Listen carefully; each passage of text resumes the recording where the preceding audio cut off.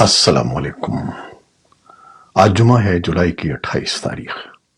پاکستان میں اس وقت شام کے 7، بھارت میں 7:30، اور یہاں ہمارے اسٹوڈیوز کی گھڑیوں میں صبح کے 10 بج رہے ہیں۔ وائس آف امریکہ واشنگٹن کی اردو سروس سے میں ہوں خالد حمید، خبروں کے ایک بلیٹن کے ساتھ۔ امریکی محکمہ خارجہ کا کہنا ہے کہ رواں ہفتے دوحہ میں امریکی سفارتکاروں اور طالبان نمائندوں کے درمیان ایک طویل عرصے بعد براہ راست بات چیت ہوگی۔ یہ ملاقات ایک ایسے وقت میں ہو رہی ہے جب طالبان کو افغانستان کی باغ ڈور سنبھالنے کے بعد تقریباً 2 سال مکمل ہو گئے ہیں، لیکن تاحال طالبان حکومت کو امریکہ سمیت کسی بھی ملک نے تسلیم نہیں کیا ہے۔ دوحہ میں ہونے والے مذاکرات میں افغانستان میں انسانی حقوق، خواتین کے روزگار اور تعلیم پر عائد پابندیوں کا خاتمہ اور ایک وسیع البنیاد حکومت کا قیام امریکہ کی ترجیحات میں شامل ہیں۔ ادھر طالبان نے جمعرات کو کہا کہ امریکہ کے ساتھ ان کے آئندہ مذاکرات ملک پر سے پابندیاں ہٹانے، اس کے مرکزی بینک کے اثاثوں کو غیر منجمد کرنے اور طالبان رہنماؤں کو اقوام متحدہ کی نام نہاد بلیک لسٹ سے نکالنے پر مرکوز ہوں گے۔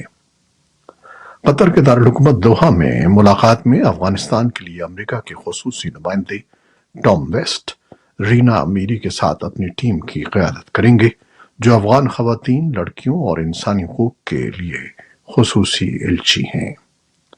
وزیر خارجہ امیر خان متقی امریکی حکام کے ساتھ مذاکرات میں طالبان وفد کی قیادت کریں گے۔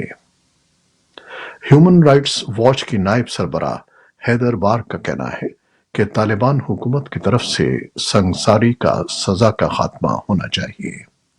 انہوں نے جمعے کے روز ایک ٹویٹ میں کہا کہ جن چیزوں کو اس ہفتے امریکہ اور طالبان کے درمیان دوحہ مذاکرات میں ایجنڈے میں شامل کرنے کی ضرورت ہے، اس میں سنگساری کی سزاؤں کا خاتمہ، مطیع اللہ ویسا کی رہائی، غیر ملکی صحافیوں بالخصوص خواتین کے خلاف بڑھتے ہوئے کریک ڈاؤن کا خاتمہ اور خواتین اور لڑکیوں کے تمام حقوق کی بحالی شامل ہے۔ انہوں نے افغان صارفین کی جانب سے سوشل میڈیا پر شائع ہونے والی غیر مصدقہ رپورٹوں کے بعد طالبان حکومت کی جانب سے سنگساری پر اپنی تشویش کا اظہار کیا، جس میں انہوں نے دعویٰ کیا کہ جمعے کو بغلان صوبے میں ایک نوجوان خاتون اور ایک نوجوان کو سنگسار کیا جائے گا۔ تاہم طالبان نے ابھی تک اس خبر کی باضابطہ تصدیق نہیں کی ہے۔ پاکستان بھر میں 9ویں محرم الحرام کے علم و ذوالجناح کے جلوس سخت حفاظتی انتظامات کے تحت روایتی راستوں سے نکالے جا رہے ہیں۔ کسی بھی ناخوشگوار واقعے کو روکنے کے لیے قانون نافذ کرنے والے اداروں کی جانب سے تیار کردہ سیکیورٹی پلان کے تحت بعض علاقوں میں موبائل فون سروس جزوی طور پر بند کر دی گئی ہے۔ ملک کے بڑے شہروں کے ساتھ ساتھ چھوٹے شہروں اور قصبوں میں 9ویں محرم الحرام کے جلوس برآمد ہوئے ہیں۔ ان جلوسوں کی سیکیورٹی کے لیے ہزاروں کی تعداد میں پولیس اہلکار تعینات کیے گئے ہیں، جبکہ حساس شہروں اور علاقوں میں پولیس کے ساتھ رینجرز اور FCC بھی تعینات کی گئی ہے۔ پاکستان فوج کے دستے کسی ہنگامی صورتحال سے نمٹنے کے لیے الرٹ پر موجود ہیں۔ یہ تمام جلوس اپنے مقررہ راستوں سے ہوتے ہوئے شام تک مقررہ مقامات پر اختتام پذیر ہوتے ہیں، جس کے بعد مجالس شب عاشور برپا ہوں گی اور کل ہفتے کے روز یوم عاشور پر بڑے جلوس برآمد ہوں گے۔ جمعرات کو سعودی عرب کی سرکاری آئل ریفائنری آرامکو اور پاکستان کے 4 سرکاری اداروں نے مل کر گوادر میں گرین فیلڈ ریفائنری لگانے کے منصوبے کے لیے ایک یادداشت پر دستخط کیے ہیں۔ کہا جا رہا ہے کہ یہ منصوبہ $10 ارب لاگت کا ہوگا، جس میں پاکستان میں پیٹرو کیمیکل سہولت کے ساتھ ساتھ کم از کم 3 لاکھ بیرل خام تیل کی پروسیسنگ کی صلاحیت کے ساتھ ایک مربوط ریفائنری پیٹروکیمیکل کمپلیکس کا قیام عمل میں لایا جائے گا۔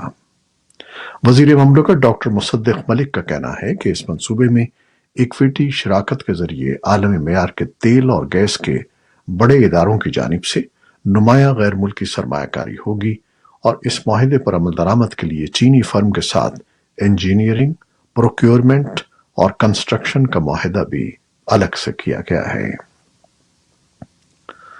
بھارت نے چینی وزارت خارجہ کے اس بیان کی تصدیق کی ہے کہ گزشتہ سال انڈونیشیا کے شہر بالی میں ہونے والے G20 کے سربراہی اجلاس کے موقع پر بھارتی وزیر اعظم نریندر مودی نے چینی صدر شی جن پنگ سے سرحدی تنازع پر تبادلہ خیال کیا تھا اور باہمی تعلقات میں استحکام پر زور دیا تھا۔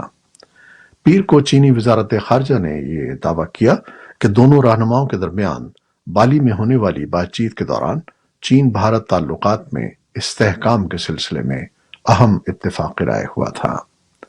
اگست میں ساؤتھ افریقہ کے شہر جوہانسبرگ میں ہونے والی برکس سربراہی اجلاس اور ستمبر میں دہلی میں ہونے والے G20 سربراہی اجلاس کے دوران دونوں رہنماؤں کی ملاقات متوقع ہے۔ ان بیانات کو کافی اہم سمجھا جا رہا ہے۔ یوکرین کے فوجیوں نے دونیتسک کے جنوب مشرقی گاؤں اسٹارمیورسک پر دوبارہ قبضہ کر لیا ہے۔ جمعرات کو یوکرین کے صدر ولادیمیر زیلنسکی کی طرف سے شائع ہونے والی ایک ویڈیو میں کہا گیا ہے کہ یوکرین روس کے زیر قبضہ جنوب مشرق میں اپنے جوابی حملے جاری رکھے ہوئے ہے۔ یوکرین کی نائب وزیر دفاع ہینا ملیار نے اسٹارمیورسک کو آزاد قرار دیتے ہوئے کہا کہ ہمارے محافظ اب تنازع کو ختم کرنے کے لیے کارروائی جاری رکھے ہوئے ہیں۔ روس کے بحیرہ اسود کے گرین انیشیٹو سے دستبرداری کے 2 ہفتوں سے بھی کم وقت کے بعد جمعرات کے روز روس افریقہ کانفرنس سینٹ پیٹرزبرگ میں شروع ہوئی۔ برطانوی وزارت دفاع نے جمعے کو اطلاع دی ہے کہ اس اجتماع میں صرف 17 افریقی سربراہان مملکت نے شرکت کی۔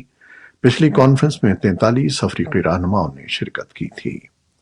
افریقی رہنماؤں نے روس کے صدر ولادیمیر پوٹن پر یوکرین جنگ ختم کرنے اور کیف کے ساتھ اناج کے تجارتی معاہدے کی تجدید پر زور دیا۔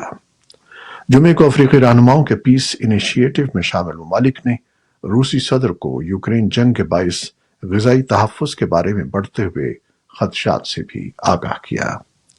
پیس انیشیٹو میں شامل افریقی ممالک کے سربراہان صدر پوٹن کی دعوت پر سینٹ پیٹرزبرگ میں موجود ہیں۔ اس موقع پر صدر پوٹن نے اپنا روایتی موقف دہراتے ہوئے مغربی ممالک کے اقدامات کو ممکنہ غذائی بحران کی وجہ قرار دیا۔ امریکہ کے صدر جو بائیڈن کے مشیر برائے قومی سلامتی جیک سلیون نے سعودی ولی عہد محمد بن سلمان سے ملاقات کی ہے۔ وائٹ ہاؤس کے مطابق جمعرات کو ہونے والی ملاقات میں دونوں رہنماؤں نے مشرق وسطیٰ کو مستحکم اور محفوظ بنانے کے مشترکہ ویژن اور یمن میں حوثی باغیوں سے جاری تنازع کے مکمل خاتمے پر تبادلہ خیال کیا۔ سفارتی ذرائع کا کہنا ہے کہ جیک سلیون نے شہزادہ محمد بن سلمان سے سعودی عرب اور اسرائیل کے درمیان سفارتی تعلقات کے قیام پر بھی بات کی ہے، تاہم وائٹ ہاؤس یا ریاض کی جانب سے اس بارے میں کوئی بیان سامنے نہیں آیا ہے۔ افریقی ملک نائجر میں فوجی بغاوت کے دوسرے روز بھی یہ واضح نہیں ہو سکا ہے کہ ملک کا انتظامی سربراہ کون ہے۔ جمعرات کو ہونے والی فوجی بغاوت کے بعد نائجر کے منتخب صدر محمد بازوم فوج کی حراست میں ہیں۔ ماہرین نے خبردار کیا ہے کہ نائجر میں جاری سیاسی انتشار کی وجہ سے وہاں القاعدہ اور داعش جیسی شدت پسند تنظیموں کے خلاف کارروائی متاثر ہوگی، جبکہ اب مغربی افریقہ میں روسی اثر و رسوخ میں اضافہ ہو سکتا ہے۔ امریکہ کے سابق صدر ڈونلڈ ٹرمپ کے خلاف انتہائی حساس دفاعی دستاویزات کے کیس میں الزامات میں اضافہ کر دیا گیا ہے۔ ڈونلڈ ٹرمپ کے خلاف اسپیشل کونسل کی جانب سے جمعرات کو لگائے جانے والا ایک نیا الزام یہ ہے کہ انہوں نے فلوریڈا میں اپنے عملے کے ایک فرد سے کیمرہ فوٹیج کو ڈیلیٹ کرنے کے لیے کہا تھا تاکہ ان کے قبضے میں موجود ریکارڈ کی وفاقی تحقیقات میں رکاوٹ ڈالی جا سکے۔ ٹرمپ کے ایک ترجمان نے فوٹیج ڈیلیٹ کرنے کی کوشش کے نئے الزام کو مسترد کیا ہے۔ امریکہ کی نیشنل ویدر سروس کے مطابق ملک کی 60% آبادی شدید گرمی کی لہر کا سامنا کر رہی ہے۔ جمعرات کو جاری کی گئی وارننگ میں ویدر سروس نے کہا ہے کہ امریکہ کے شمال مشرقی اور مڈ اٹلانٹک ریاستوں میں رواں ہفتے کے اختتام تک درجہ حرارت بلند رہے گا۔ شدید گرمی کی لہر کے پیش نظر صدر بائیڈن نے سخت گرمی میں کام کرنے والے ورکرز کے تحفظ کے لیے اقدامات کا اعلان کیا ہے۔ ان اقدامات کے تحت لیبر ڈپارٹمنٹ کو تعمیراتی اور زرعی شعبے میں کام کرنے والے ورکرز کے تحفظ اور بروقت ہیٹ الرٹ جاری کرنے کی ہدایت کی گئی ہے۔ صدر بائیڈن نے کہا کہ ان کے خیال میں اب موسمیاتی تبدیلی کے اثرات سے کوئی انکار نہیں کر سکتا۔ یہ تھیں وہ خبریں جو فیس بک لائیو پر ہم نے آپ کے لیے پیش کی۔ ہماری ویب سائٹ، یوٹیوب اور پوڈ کاسٹ پر یہ بلیٹن آپ کے لیے پوسٹ کر دیا جاتا ہے۔ آپ ہمارے بلیٹن کو شیئر کرتے ہیں اور اپنے کمنٹس میں اپنی محبتوں اور دعاؤں کا اظہار کرتے ہیں، جس کے لیے ہم آپ کے بہت ممنون ہیں۔ اپنی ان دعاؤں کو جاری رکھیے گا۔ نیوز پروڈیوسر عائزہ عرفان اور نیوز ایڈیٹر بہجت جیلانی کے ساتھ خالد حمید کو اب اجازت دیجیے گا۔ اللہ حافظ۔